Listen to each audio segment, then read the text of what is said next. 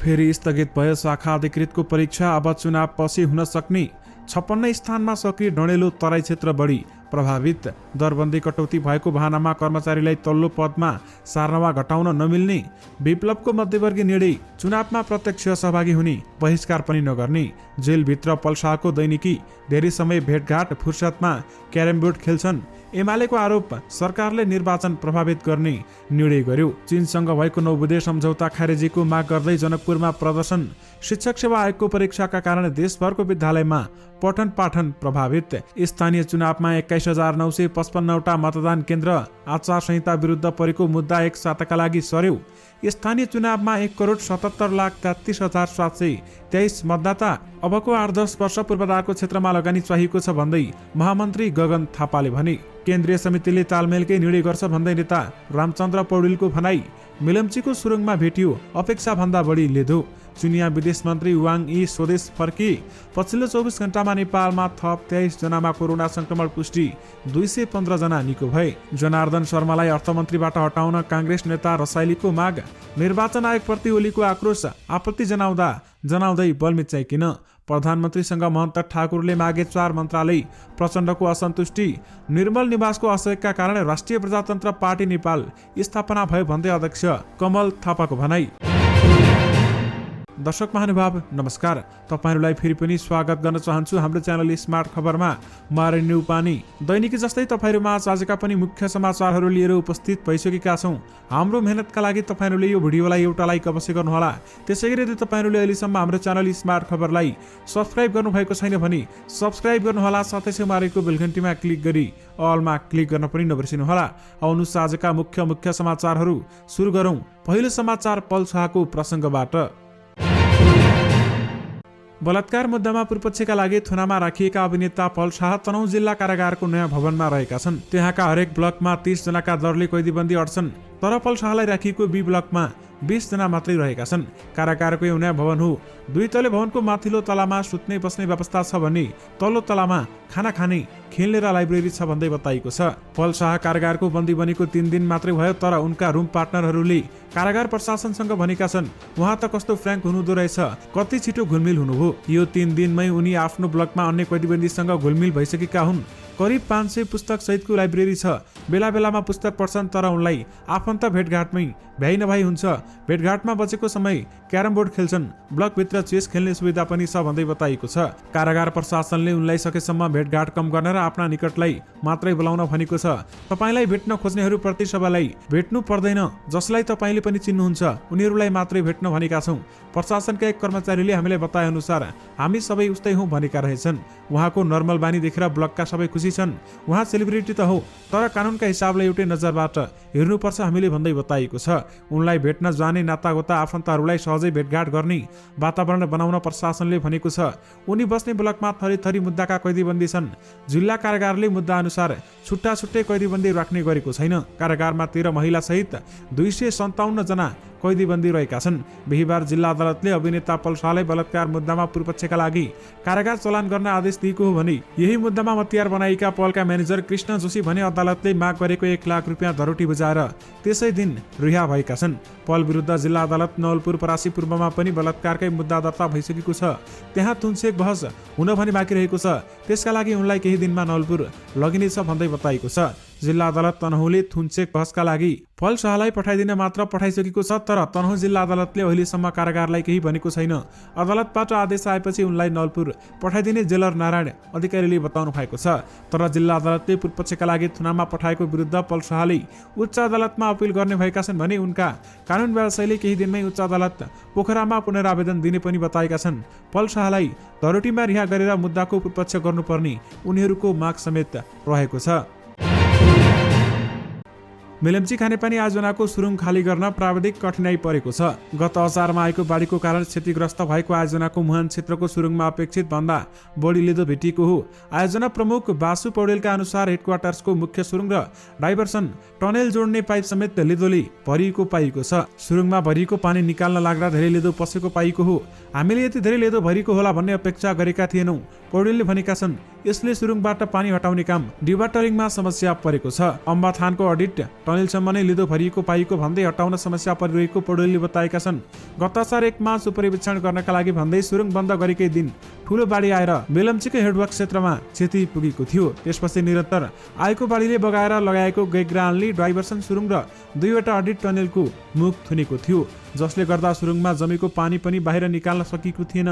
अहिले पानी निकाल्न लाग्दा सुरुङभित्रै लेदो भेटिएको हो भन्दै बताइएको छ। चीनिया विदेश मन्त्री वाङ यी 3 दिन नेपाल भ्रमण पूरा गरी स्वदेश फर्किएका छन्। 25 सदस्यीय भ्रमण टोलीसहित शुक्रबार काठमाडौँमा उत्रिएका वाङ आइतबार स्वदेश फर्किएका हुन्। शुक्रबार नेपाल आएका उनले राष्ट्रपति, प्रधानमन्त्री, परराष्ट्र मन्त्रीका साथै नेकपा एमाले र माओवादी केन्द्रका शीर्ष नेताहरूलाई भेटेका थिए। शनिबार बिहान नेपालका समकक्षी डाक्टर नारायण खड्कासँग उनले भेटघाट गरेका थिए। त्यसअघि उनी बिहान 6:30 बजे नै शिवपुरीमा हाइकिङ गएका थिए। परराष्ट्र मन्त्री डाक्टर नारायण खड्का र चीनिया विदेश मन्त्री यीको उपस्थितिमा शनिबार नै सिंहदरबार स्थित परराष्ट्र मन्त्रालयमा नेपाल र चीन बीच 9 बुँदे समझदारी भएको थियो भने शनिबार दिउँसो प्रधानमन्त्री शेरबहादुर देउबा र आइतबार बिहान राष्ट्रपति विद्यादेवी भण्डारीसँग पनि छलफल गरेका थिए। वाङले आइतबार नै एमाले अध्यक्ष केपी शर्मा ओली र माओवादी केन्द्रका अध्यक्ष पुष्पकमल दाहाल प्रचण्डलाई भेटेका थिए। विदेश मन्त्री वाङले भेटघाट अघि दूतावासका अधिकारीसँग नेपालको पछिल्लो परिस्थिति बारेमा जानकारी समेत लिएका थिए। नेपाली कांग्रेसका केन्द्रीय सदस्य प्रकाश रसाइलीले अर्थमन्त्रीबाट जनार्दन शर्मालाई हटाउन माग गरेका छन्। कांग्रेस केन्द्रीय समितिको बैठकमा बोल्दै नेता रसाइलीले अर्थमन्त्रीबाट शर्मालाई हटाउन पार्टी सभापति समेत रहेका प्रधानमन्त्री शेरबहादुर देउवालाई हटाउन आग्रह गरेका हुन्। हामी व्यापार घाटामा छौं, निरन्तर रूपमा अर्थतन्त्रका सूचकहरू ओह्रालो लागेका छन् र अर्थ मन्त्रालय चलाउने विषयमा सिक्न पनि चाहेनन्। जनार्दन शर्माले बैठकपछि नेता रसाइलीले हामीसँग बताएका छन्, यसकारण उनलाई हटाउन मैले माग गरेको छु। हटाउन माग गरेपछि अर्थमन्त्री शर्माले राजीनामा दिने विश्वास पनि आफूलाई रहेको उनले सुनाएका छन्। नभए प्रधानमन्त्रीले गठबन्धनमा छलफल गरेर हटाउनुपर्छ र नयाँ अर्थतन्त्र बुझेको अर्थमन्त्री ल्याउनुपर्छ भन्दै उनले भनेका छन्। चुनावी गठबन्धनको विपक्षमा रहेको पनि उनले बताएका छन्। यानि कि नेता रसाइलीले आफू चुनावमा गठबन्धन गर्न नहुने पक्षमा रहेको बताएका छन्। कांग्रेस एक्लै लडेर चुनाव जितेको इतिहास र जनमत छ भन्दै उहाँले बताउनु भएको छ। नेकपा एमालेका अध्यक्ष केपी शर्मा ओलीले निर्वाचन आयोगप्रति असन्तुष्टि जनाएका छन्। आइतबार एमाले स्थायी कमिटी बैठकलाई सम्बोधन गर्दै ओलीले मतपत्रको रङ बदल्ने निर्णयप्रति आपत्ति जनाउँदै पनि बलमिच्याइ गरेको आरोप लगाएका छन् र मतपत्रको रङ बदल्नै पर्छ उनको भनाइ छ। यो बिल्कुलै आपत्तिजनक कुरा हो। निर्वाचन आयोगले यस्ता क्रियाकलाप गर्न मिल्दैन। हामीले आपत्ति जनाउँदै बलमिच्याइ किन भन्दै प्रश्न गरिएको छ। ओलीले सत्ता गठबन्धनको समझदारीमै आयोगले सबै गरिरहेको समेत आरोप लगाएका छन् र निर्वाचन आयोगले हरियो रङ छान्यो यो एउटा संकेत हो। उनले भनेका छन्, हरियो रङ लगाउँदा छर्लङ्ग देखिने रहेछ भन्ने कुरा आयोगले गर्यो। सूर्यमा हरियो रङ लगाउँदा कसरी प्रष्ट देखिने रहेछ। हरियो रुख टपक्क पार्ने निर्वाचन आयोगको निर्णय आपत्तिजनक हो। आयोगले दलहरूसँग परामर्श नगरी एउटा दल विशेषलाई फाइदा पुग्ने गरी रङ निर्धारण गरेको आरोप लगाउँदै ओलीले यसको प्रतिवाद गर्न समेत नेताहरूलाई निर्देशन दिएका छन्। हाम्रो विपक्षमा फैसला गर्ने निर्वाचन आयोगको क्रियाकलाप हामीले देखेका छौं भन्दै उनले भनेका छन्। अब यस्ता क्रियाकलाप नहो भनेर निर्वाचन हेर्ने साथीहरू पनि प्रस्तुत हुनुहोला भन्दै बताइएको छ। निर्वाचन आयोगको भूमिका तटस्थ हुनुपर्ने र सबैले विश्वास गर्ने खालको हुनुपर्ने उहाँको भनाइरहेको छ। हामीले निष्पक्ष निर्विवाद तटस्थ निर्वाचन आयोग चाहन्छौं। ओलीले भनेका छन्, हामी निष्पक्ष निर्वाचन आयोग चाहन्छौं जसमाथि सबै पार्टी र जनताले विश्वास गर्न सकौं भन्दै बताइएको छ। यानि कि आपत्ति जनाउँदै बलमिच्याइ किन भन्दै निर्वाचन आयोगप्रति केपी ओलीले आक्रोश पोखेका छन्। प्रधानमन्त्री शेरबहादुर देउवाले महन्त ठाकुर नेतृत्वको लोकतान्त्रिक समाजवादी पार्टी लोसपालाई सरकारमा ल्याउने अन्तिम तयारी थालेका छन्। प्रधानमन्त्री शेरबहादुर देउवाले भारत भ्रमणमा जानुअघि नै लोसपालाई सरकारमा ल्याउने तयारी थालेका हुन्।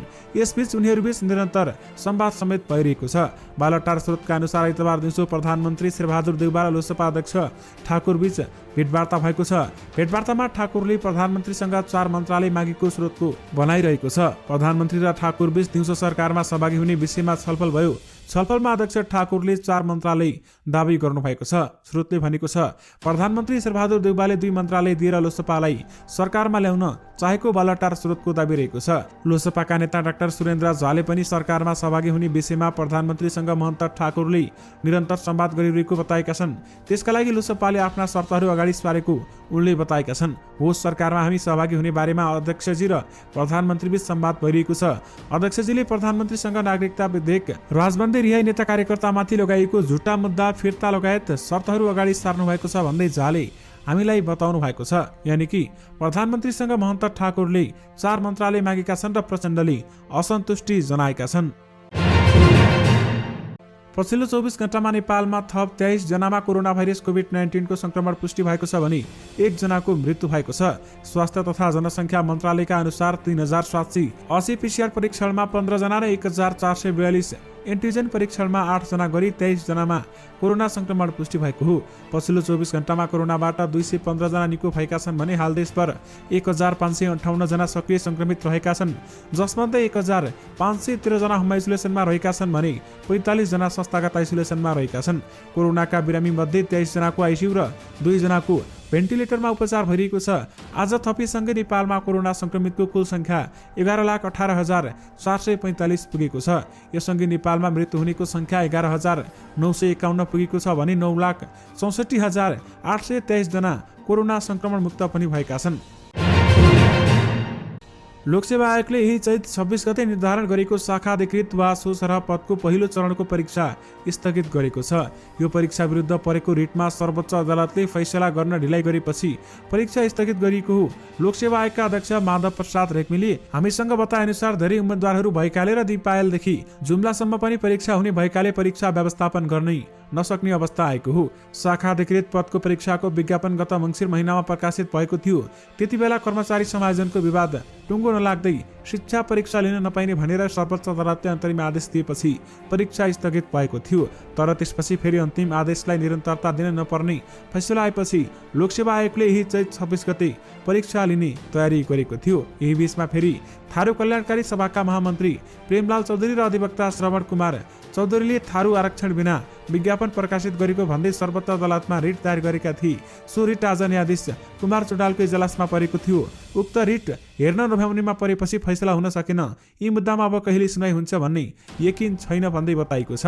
यानि कि शाखा अधिकृतको परीक्षा फेरि स्थगित भएको छ र साथमा अब चुनावपछि हुन सक्ने भन्दै बताइएको हो। नेत्रविक्रम चन्द्र विप्लव नेतृत्वको नेपाल कम्युनिस्ट पार्टी नेकपा आफै प्रत्यक्ष चुनावमा सहभागी नहुने भएको छ। गत 4 चैतदेखि कपिलवस्तुको शिवगढीमा जारी केन्द्रीय समितिको बैठकले महासचिव विप्लवको स्थानीय चुनावलाई उपयोग गर्नुपर्ने मत सहितको प्रतिवेदनलाई पारित गर्दै यस्तो निर्णय गरेको हो। नेता धर्मेन्द्र वास्तोलाका अनुसार पार्टी चुनावमा जाने छैन तर बहिष्कार पनि गर्ने छैन। बैठक भोलि सकिन्छ भन्दै हामीसँग बताएका छन् र आज महासचिवले प्रस्तुत गर्नुभएको दस्तावेज परिमार्जन सहित पास भयो। परिमार्जन भएको भनेको पार्टी दर्ता गरेर स्थानीय चुनावमा नजाने, किनभने हामी सत्ताकै प्रतिद्वन्दी हौं तर फेरि हामी चुनावमा विरोधी पनि होइन। नभएकाले स्थानीय स्तरमा देशभक्त एमसीसी विरोधी क्रान्तिकारी भ्रष्टाचार विरोधी उम्मेद्वारहरूलाई समर्थन गर्ने भन्दै बताइएको छ। केन्द्रीय समितिका बहुमत सदस्य चुनावमा जानुपर्ने विप्लवको प्रस्तावको विपक्षमा उभिएपछि यस्तो मध्यवर्गी विकल्प खोजिएको हो भने बहुमत पक्ष विपक्षमा हुँदाहुँदै यथास्थितिमा विप्लवको प्रस्ताव पारित गरेको भए पार्टीमा विभाजन आउने अवस्था आएको थियो। वास्तोलाले पनि यसलाई मध्यवर्गीय निर्णयका रूपमा स्वीकार गरेका छन्। यानि कि चुनावमा प्रत्यक्ष रूपमा सहभागी नहुने, बहिष्कार पनि नगर्ने विप्लवले मध्यमार्गी निर्णय गरेको छ। चीनसँग भएको 9 बुँदे सम्झौता खारेजीको माग गर्दै मध्य प्रदेशको राजधानी जनकपुर धाममा आइतबार प्रदर्शन भएको छ। राष्ट्रिय एकता अभियानका कार्यकर्ताले स्थानीय जनक चोकमा चीनसँगको सम्झौता विरुद्ध प्रदर्शन गरेका हुन् भने उनीहरूले 9 बुँदे सम्झौता धोका हो, चिनिया विस्तारवाद धोका हो, बीआरआई सम्झौता सार्वजनिक गर, चिनिया विस्तारवाद मुर्दाबाद लगायतका नारासहित प्रदर्शनमा उत्रिएका थिए। प्रदर्शनकारीले सोही क्रममा चीनसँग भएको सम्झौतामा आगो लगाएर समेत जलाएका छन्। अभियानका अध्यक्ष विनय यादवले चीनले नेपालमा विस्तार गरेर सैन्य गतिविधि बढाउन खोजेको आरोप समेत लगाएका छन्। चीनका विदेश मन्त्री वाङ यी नेपाल भ्रमणमा आएको बेला 9 बुँदे सम्झौता भएको छ। यानि कि चीनसँग भएको 9 बुँदे सम्झौता खारेजीको माग गर्दै जनकपुरमा प्रदर्शन भएको छ। 30 वैशाखमा हुने स्थानीय तह चुनावमा देशभर 21,955 वटा मतदान केन्द्र तोकिएको छ। निर्वाचन आयोगले एक सूचना निकालेर 10,756 मतदान स्थलमा 21,955 वटा मतदान केन्द्र रहने जनाएको छ। एउटा मतदान स्थलमा एक भन्दा बढी केन्द्र पनि रहने बताइएको छ। सबैभन्दा धेरै मध्य प्रदेशमा 4189 मतदान केन्द्र रहने जनाएको छ भने यस्तै सबैभन्दा कम कर्णाली प्रदेशमा 1385 वटा मतदान केन्द्र पनि रहनेछन्। बागमती प्रदेशमा 4095, प्रदेश 1 मा 4051, लुम्बिनी प्रदेशमा 3832 र गण्डकी प्रदेशमा 2300 र सुदूरपश्चिम प्रदेशमा 2103 वटा मतदान केन्द्र रहने आयोगले जनाएको छ। देशभर 1,77,33,723 जना मतदाता रहेको समेत आयोगले जनाएको छ। सत्तारूढ नेपाली कांग्रेसका महामन्त्री गगन कुमार थापाले नेपाललाई पूर्वाधारको क्षेत्रमा लगानी चाहिएको बताएका छन्। आइतबार 10औं गैर आवासीय नेपाली विश्व सम्मेलनलाई सम्बोधन गर्दै महामन्त्री थापाले नेपालमा अबको 8-10 वर्ष पूर्वाधारको क्षेत्रमा ठूलो लगानी चाहिएको बताएका छन्। उनले नेपालको कृषि बजारदेखि हुने र मानिसहरूलाई बाहिर पठाउने पनि अर्थतन्त्रमा असर परिरहेको स्पष्ट पारेका छन्। आन्तरिक स्रोतको परिचालनले मात्रै पूर्वाधारको विकास गर्न नसकिने भन्दै महामन्त्री थापाले बाह्य लगानी भित्राउनु पर्ने बताएका छन्। मानव विकासको जुन अवस्था छ यो अवस्था नबदलिकन पूर्वाधारले मात्रै हामीलाई पुग्दैन। महामन्त्री थापाले गैर आवासीय नेपालीलाई नेपालमा लगानी गर्न दिनुपर्ने बताएका छन्। गैर आवासीय नेपालीहरूको लगानीसँग नेपालीहरू डराउनु नहुने समेत उनले बताएका छन्। उनीहरूलाई नेपालमा लगानी गर्न दिनका लागि नेपालका नेतृत्वले आत्मविश्वास देखाउनु पर्ने उनको भनाइरहेको छ। हामीले नेपाल भन्दा बाहिर बसेका पहिलो पुस्ताका नेपालीहरूलाई जसरी नागरिकता दिन डरायौं, पासपोर्ट दिन डराएका हुन्छौं, जसरी तपाईहरूलाई अधिकार दिन डराएका हुन्छौं, उनले भनेका छन्। आफ्नै दाजुभाइहरूसँग पनि आफ्नै दिदीबहिनीहरूसँग पनि कहीँ न कहीँ मनमा त्यो संकुचन राखेर बसेका छौं, जसको कारणले गर्दाखेरि हामीले हात खोल्नुपर्ने हो। त्यो हात नखोलेर हाम्रो मुट्ठी कसिएको अवस्था छ। यो विषयको सन्दर्भमा नेपालको लिडरसिपले त्यो कन्फिडेन्स राख्नुपर्छ र यसका केही नयाँ ढङ्गले हाम्रो समझदारी गर्नै पर्ने हुन्छ भन्दै महामन्त्री गगन कुमार थापाले बताउनु भएको छ। नेपाली कांग्रेसका नेता रामचन्द्र पौडेलले कांग्रेस जारी केन्द्रीय समिति बैठकले स्थानीय निर्वाचनमा तालमेलकै निर्णय गर्ने बताएका छन्। आइतबार पार्टी केन्द्रीय कार्यालयमा सानेपामा सञ्चारकर्मीसँग कुरा गर्दै नेता पौडेलले बैठकमा सबैजसो केन्द्रीय सदस्यले तालमेलकै पक्षमा मत राखेको बताएका छन्। केन्द्रले सैद्धान्तिक वा नीतिगत निर्णय गर्ने नहो, तालमेल कुन तरिकाले गर्ने बाँकी कुरा तल्लो तहले नै टुङ्ग्याउँछन्। उनले भनेका छन् सबैजसो केन्द्रीय सदस्यको सुझाव तालमेल नै गर्नुपर्नेछ भन्दै नेता रामचन्द्र पौडेलले भनेका छन्। उम्मेद्वार बन्नुअघि भालवाला जनप्रतिनिधिले राजीनामा दिनुपर्ने भनी निर्वाचन आयोगले जारी गरेको आचार संहिता विरुद्धको रिट निवेदकको सुनवाई 1 साताको लागि सरेको छ। न्यायाधीशहरू प्रकाशमान सिंह राउत र कुमार चुडालको इजलासमा परेको निवेदन हेर्न नभएका कारण आइतबार सुनवाई हुन नसकेको हो भन्दै बताइएको छ। उक्त निवेदन सुनवाईका लागि सर्वोच्च अदालतले चैत 21 अर्को साताको सोमबार पेशी तोकेको छ। गत साता न्यायाधीश बमकुमार श्रेष्ठको इजलासले आचार संहिताको राजीनामा दिने व्यवस्था तत्कालका लागि कार्यान्वयन नगर्नु भनी अन्तरिम आदेश जारी गरेको थियो। राष्ट्रिय प्रजातन्त्र पार्टी नेपालका अध्यक्ष कमल थापाले आफ्नो पार्टीलाई देशको बलियो राष्ट्रवादी शक्ति बनाउने घोषणा गरेका छन्। राष्ट्रिय प्रजातन्त्र पार्टी नेपाल भक्तपुर जिल्ला समितिले आइतबार सूर्यविनायकमा आयोजना गरेको जिल्ला कार्यकर्ता भेलामा उनले आफ्नो पार्टीले सनातन हिन्दू राष्ट्र कायम गर्ने एजेन्डा बोकेर अगाडि बढ्दै देशको बलियो राष्ट्रवादी शक्ति बनाउने समेत बताएका छन्। पार्टीले नेपाली माटो र परिवेश सुहाउँदो गरी सुशासन र समृद्धिलाई मुख्य सिद्धान्त बनाएर अगाडि जाने उल्लेख गर्दै उनले पार्टीले सुशासन कायम गराउनका लागि पहल गर्ने पनि बताएका छन्। निर्मल निवासको असहयोगका कारण नै राप्रपा नेपाल स्थापना भएको बताउँदै अध्यक्ष थापाले राप्रपा नेपालको उज्जवल भविष्य रहेको दावी गरेका छन् र उनले देश र पार्टीको प्रतिकूल अवस्थामा राष्ट्रिय प्रजातन्त्र पार्टी नेपालको स्थापना भए पनि पार्टीभित्र केही गलत व्यक्ति प्रवेश गराउँदा समस्या आएको समेत बताएका छन्। राप्रपा नेपालका केन्द्रीय सदस्य प्रवक्ता सुरेश आचार्यले राप्रपा नेपालले 30 दिनमा 77 जिल्लामै संगठन, 32 दिनमै 6 वटा पार्टी संगठन विस्तार गरेको चर्चा गर्दै पार्टी अध्यक्ष थापाको नेतृत्वले सार्थकता पाउने दावी समेत गरेका छन्।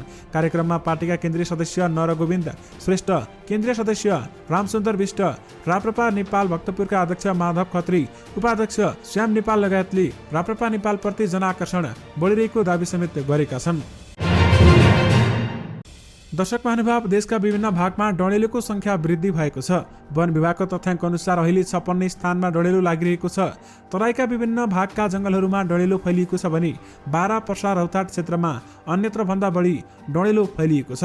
केही पहाडी तथा भित्री मधेसका जिल्लाका वनमा पनि डढेलो सक्रिय छ भने वन विभागको अनलाइन फायर अलर्ट गर्ने मोडिस प्रणाली अनुसार पर्साका 20, 12 र रौताटका 7 र चितवनका 4 स्थानमा डढेलो लागिरहेको छ। मकवानपुर र उदयपुरका 3, दाङ र सुनसरीको 2 स्थानमा डोडेलु सक्रिय छ भन्दै बताइएको छ भने डोडेलुले वन्यजन्तु बोटबिरुवा वनस्पति जडीबुटी र काठ दाउरा लगायतका जैविक तथा पर्यावरणीय शक्ति बढ्दछ। तर पर्याप्त बजेट नभएको भन्दै डोडेलु नियन्त्रण गर्न सरकारी तह र निकायबाट प्रभावकारी पहल भनी भएको छैन। यानि कि 56 स्थानमा सक्रिय डोडेलु रहेको छ भने तराई क्षेत्र बढी प्रभावित रहेको छ भन्दै बताइएको छ। दर्शक महानुभाव, शिक्षक सेवा आयोगको परीक्षाका कारण विद्यालय पठन पाठन प्रभावित बनेको छ। चैत 15, 17, 19 र 21 गते हुने परीक्षाका दिन शिक्षकहरू विद्यालयमा कार्यरत अस्थायी करार र अस्थायी शिक्षक समेत ठूलो संख्यामा एकपटक परीक्षामा सामेल हुन भन्दै विधामा बसेपछि विद्यालयको पठन पाठन प्रभावित बनेको हो।